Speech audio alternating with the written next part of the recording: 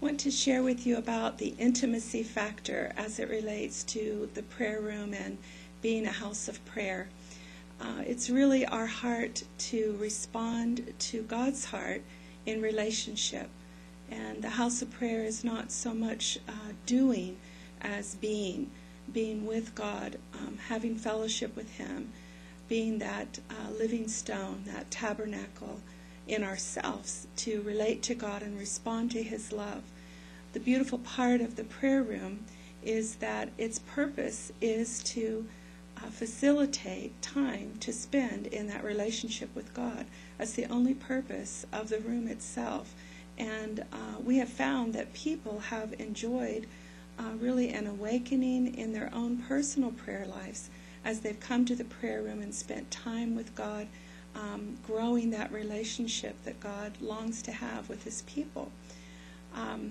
One of the benefits that we have found is that as people spend time in the prayer room, spend time in prayer and fellowship with the Lord, their own personal relationship with God has been awakened and revived, and we know that we're changed when we spend time in prayer.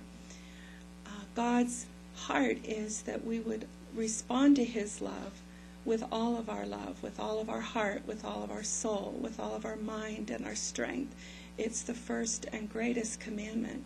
And before we can begin to give that love away in our communities, we have to have that in place, that love of God, receiving His love and responding to His love in fellowship, in relationship, and spending time in His Word, spending time thinking about Him, and learning to listen to His heart, listen to His voice, growing in that relationship that is back and forth and exchange, just like relationships that we enjoy on the earth.